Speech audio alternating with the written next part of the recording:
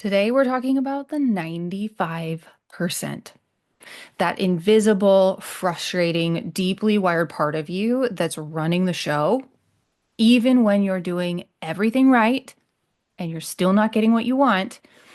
That is what we're talking about today. If you have ever said, I know better, but I keep going, excuse me, I know better, but I keep going back to the same patterns. I rest, but still feel exhausted. Or I say I want to feel better, but I keep overcommitting. I keep overfunctioning. I keep overdoing. I don't rest. I feel guilty when I rest. Then this episode is for you. My name is Dr. Kirsten Lauritsen, and this is the Dr. Kirsten Show. Here's the thing, healing isn't just about information. And in a day and age where there is so much information available to you, I have seen this firsthand. So many people are done with having more information. They know they need something deeper, they need something else, and what they're really, really looking for and asking for is integration. Because here's the thing, with most things, with the reason why we oftentimes don't have what we want is because our subconscious doesn't actually feel safe with it. So no supplement, no protocol or mindset hack is really going to stick unless your subconscious mind really feels safe with this. We're going to talk about that in so many different ways in this episode today, but just as a really quick example, and one that I just recently faced myself, was that I have been through the layers of working through like things have to be hard, there has to be struggle. It's you really only get good things when you've earned it or you've worked hard for it. And one of the things that then that created was like I've also seen that there are a lot of people who are living life with ease, that they are creating what they want with ease. And I was asking for like ease, ease, ease, but like everything was always feeling so heavy and so hard, and like there was so much struggle. And one of the things that I realized was that like my subconscious mind doesn't or didn't feel safe with ease. It didn't feel safe with things like just getting to have what I want, because my brain has always thought, no, I got to earn it. It's got to be hard. It's got to be this like, you've got to earn it, right? In order to be worthy of it, or you have to prove that you are worthy of it. So when we are saying like, okay, but like I don't want these things to keep happening. I don't want to stay in this place anymore. And I want this to happen like more easily. And like I literally see evidence of people who are like living it out with far more ease. Then it's time to start looking a little bit deeper about where our subconscious mind might be feeling safe in the not ease. But that can happen in, this is just one example, but that can really happen in many different areas of anything that's really a problem or challenging for you right now in your life. So there is a divide between the conscious mind and the subconscious mind. Only 5% of our behavior is driven by the conscious mind. That makes up 5%. This is also where your strategies, your protocols, like all of these things that we do are driven and rooted in the conscious mind. The other 95% is based on your beliefs, your identity, and how your nervous system responds and how it is running everything on autopilot. Okay. And that 95% is more or less created between when you were 0 and 8 years old, which for some people is like, okay, but like how? Most like that we know this is when your subconscious mind is created, is between 0 and 8, and then it is from there that your brain basically has all these little like folders in a cabinet, and inside those folders are those beliefs, those identities, those things that we learned about life and the way the world works and about ourselves. And then what your brain does is it says, okay, this is our filter, this is what we believe, so if anything happens and comes into your world, your brain basically goes, okay, well, what does that mean? Through what filter do we do that? And it looks into your folders and says, oh, we believe this. And so then it files that in as more evidence of that thing, right? So this is how you can have multiple people in a conversation and go home with like, a couple of them. And one of them was like, doesn't even remember the conversation happening. And the other one is super triggered, right? This is because each person's brain is taking every single thing that's happening, going on at any given time, and like basically putting it back into those folders and deciding what it means to us or about us, right? So here's a little quick like overview of some of the science. Okay, so your subconscious filters 11 million bits of information per second. Literally, what toothpicks are you going to be picking up? This is also where when you tell your brain where to focus, it's really important and it will show you more of what that is.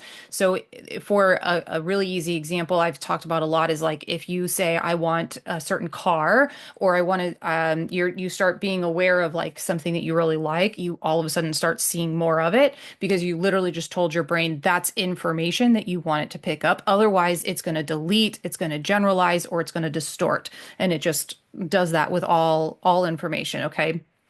This is also why our thoughts are really important because when we are thinking thoughts that are like, let's say, very low or negative or on focused on things that we don't want, you're essentially telling your brain what to focus on giving you more of. The other thing here too is that your subconscious mind determines what feels safe, and it will literally block change if it doesn't match your identity. So, this is why willpower, discipline, and oftentimes effort can eventually fail, is because of the identity from beneath, like that's underneath it, right? And this is what I was talking about a little bit with ease, which is that if you are someone who believes that you have to put in a lot of effort and a lot of discipline and a lot of willpower in order to succeed, then that is exactly what you're going to get, right? Is that necessarily a bad thing? No. It helped me do an Ironman. It helped me build a business. It helped me do all of those things. But but the level and the amount of struggle that has then happened is a reflection of those things. And this has been a big journey of mine of unraveling a lot of those things. It's not that any of those things are bad. Effort, passionate work, and effort, putting time into something that you really enjoy, really important, right? Discipline, making sure that we show up, making sure that we do a good job, also very important, and that we show up with consistency. Um, However, when they are rooted in like that's how it has to be and that it has to take a lot of time or it has to be very hard, we're just going to get more of a reflection of that. This is also a really good example of this, of also where it's not just about your mindset. And this is where people get really led astray, I think, is that it's not just about what like the mindset, it's also about the emotional body being on in agreement as well, right? So a good example of this is like I worked with a client who had a lot of the like right affirmations, did her meditations daily, and but she still was ending up in like these really chronic burnout cycles. So mindset wise, she was like, I get it. I do all of those things. I've even done therapy, but it wasn't until we uncovered the belief that being still means being unsafe or like resting that like I don't know how to explain it, but it was like that stillness, that like calm, the being able to just sit in silence and quiet and coming to this place of again like calm and peace and stillness and quiet. All of that felt really, really unsafe. And all of that was wired in from childhood. And once we started shifting that as the root belief underneath it, that's when a lot of things really started to shift. So it's sometimes about like it's not necessarily the affirmations and the meditations and the things that people are doing in the 5%. Those all are can be very important and might need to be there, but it's about the thing in the 95% that is dictating whether the things that you're doing in the 5% are actually going to work. This is again why so many people are like, I'm doing the things. Why is it not working? Well, part of it might be that there's still more work to do in the 95%. And that can be, I know how hard that can be, especially when you have been at this for a very, very long time. And it's just different people, it's just different journeys, right? So The next piece that I wanted to talk about is that sometimes what it can feel like is the subconscious mind is sabotaging what we consciously want. So this is a good reframe for this, that it isn't necessarily about sabotage, but it's more about protection. And I find that to be a very, very helpful reframe because your brain is always trying to protect you. It's always trying to help you survive. It's always geared for that, right? So it's actually not about sabotage. It's actually about how the brain's trying to keep you safe.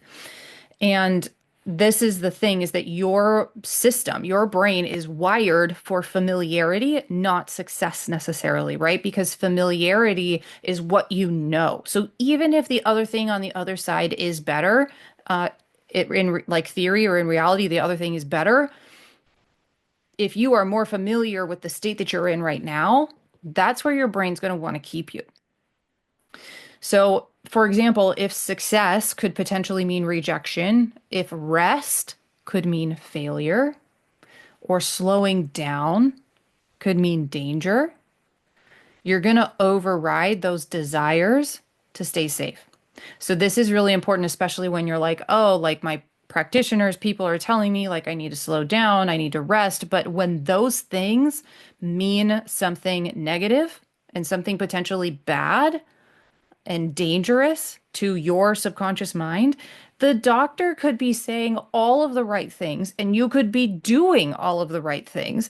But if you're not actually addressing what your subconscious mind actually thinks and believes about those things, you're going to end up back in the doctor's office being like, literally, I did exactly what you told me to do, but like it's not working. Like these are the things that are happening.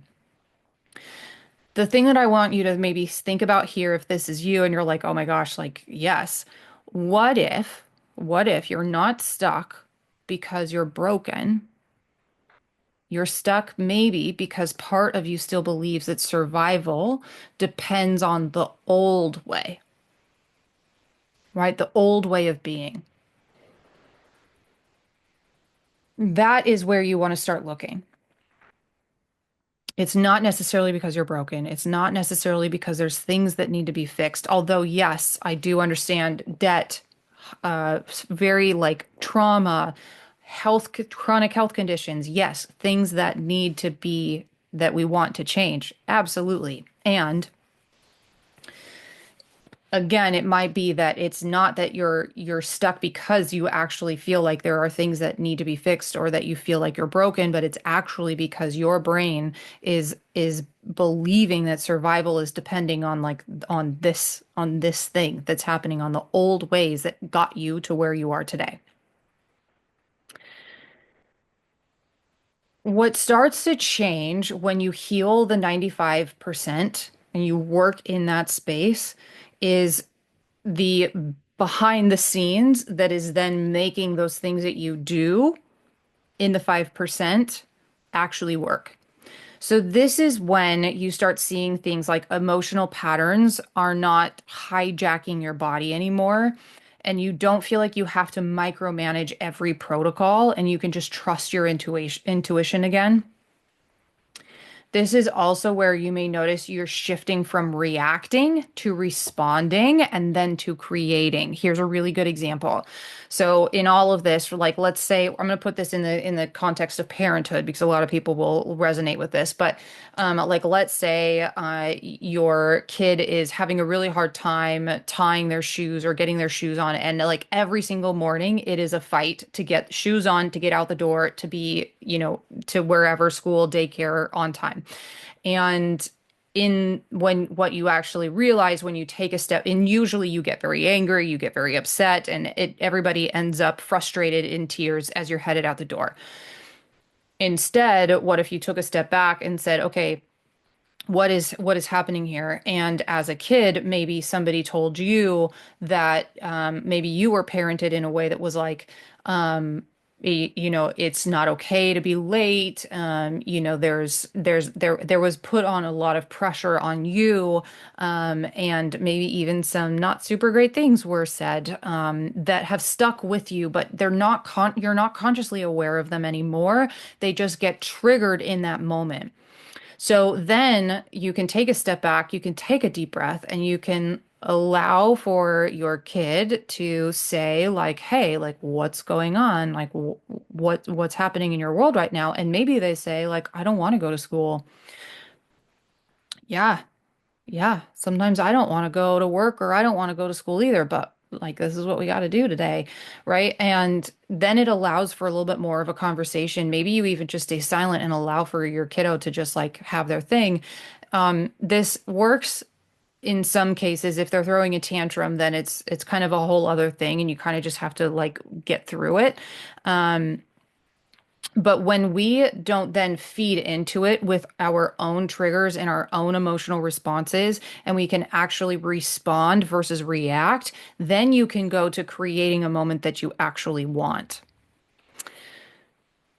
When something that happened for me as another example was when I realized that my burnout wasn't actually from working too hard, but it was because I was trying to prove that I was enough and that I am worthy and that I am valuable and that what I offer and what I do to help people is actually like valuable.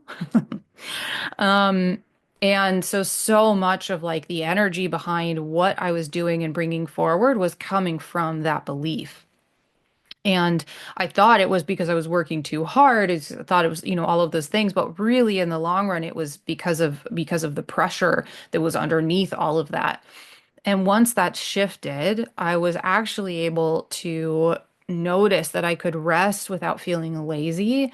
And then in that shift, rest actually started feeling more powerful. Like I was staying and embodying what was really important to me.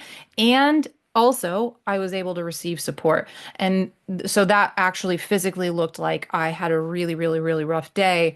And I was just really struggling. And as soon as my husband came out, I literally realized like I was literally starting to cry because I was just having such a hard day. And I was just kind of like, just trying to get through it. And I said, "Hey, like I gotta go lay down," which I normally wouldn't have said. I would have said, "Oh, great, you're here. You can take the kid. I'll go do dinner." I said, I gotta go. I gotta go lay down. I gotta go, deal with whatever this is that's coming up right now." And instead of feeling guilty and like I should be helping and like I should be doing these things, I just allowed myself to be held. I allowed him to make dinner and to take care of Addie while he was doing that. And that felt so good in my body, to feel held like that. And that without any of the extra stories, right? Of like how, like I should be out there, I should be doing those things. I actually took the time to take care of myself and to rest and to actually like just take a moment, right? So that is what I mean when I say, and that's also where I think people sometimes get into some loops when they're like, well, I am resting, I am doing the things, but in the background, the energy that's going on behind it, your mind is like, this isn't safe. We're not doing things to make money. We're not doing things to like move things forward. If we aren't productive and if we aren't taking care of the household, then nothing's going to get done, or, whatever it is, right? We're not going to be worth our keep if we aren't performing.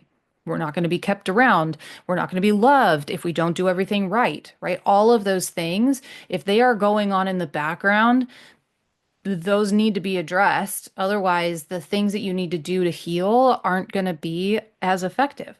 And as much and as hard as that is to say, that's the 95% influencing what you're doing in the 5%. And this is where people get stuck, which is why I focus so much more on the subconscious mind and on these pieces, the mental and the emotional and the physical and the energetic body, because it's all of them that are very important in actually healing. That's why we started calling it the mind body connection, right? Your emotions, your body, the physical body, and the mind, all of those things are so important.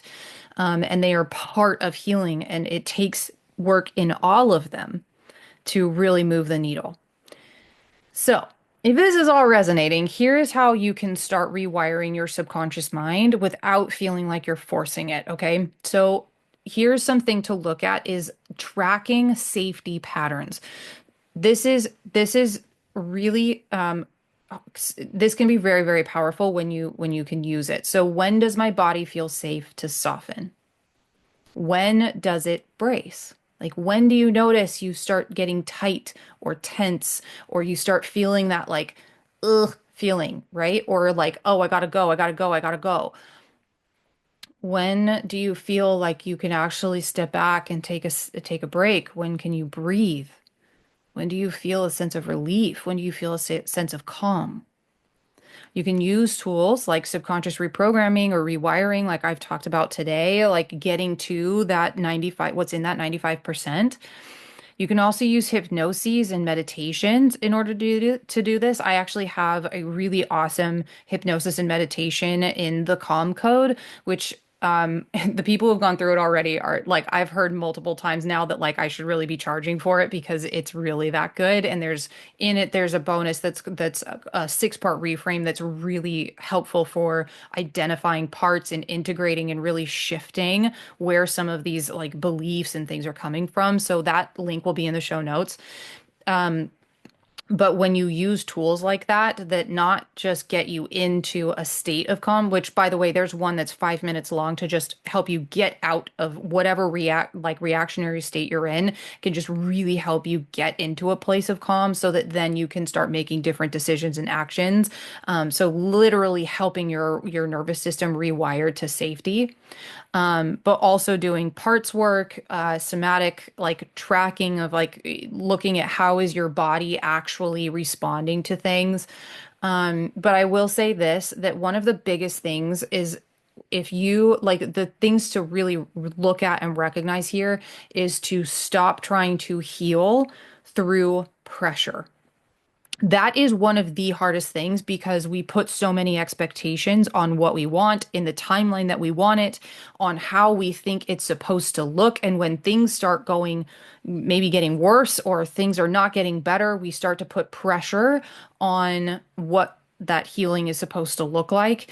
That's that is going to hold you back really from being able to like shift and move through because safety is the strategy. It's teaching your nervous system that you are safe. That is where you've got to keep chipping away at, not from pressure. So if you've been nodding along like this, or to this, and you're saying like, this is me, I know that like I'm smart, I know that I have, done the work, but I know that I have like, I've been doing the things, but I know and can feel that something deeper is still running the show. That's exactly why I created the deep dive. This is where this is where what you really realize is that you don't need more information. What you need is actually integration. It is teaching your subconscious and your nervous system that it is safe and it is safe to actually be in alignment and to create what it is that you want. And also creating that foundation for that new identity that actually allows you to receive the life you want. So, if that resonates, come and join me inside of the deep dive experience where we rewire that 95% together. All right. I hope you enjoyed this episode. If you did, please share it with a friend, family member that you think might need to hear this. And please like and subscribe to the show. It really helps us get this out to more people. And if there's something that resonated, please leave a comment. Let me know. I'd love to hear what really resonated with you. And I will see you next time for the next episode. All right. Take care. Did you know that close to 90% of illnesses are stress related? Burnout doesn't just make you tired, it quietly breaks down your immune system, your hormones, and even your emotional resilience.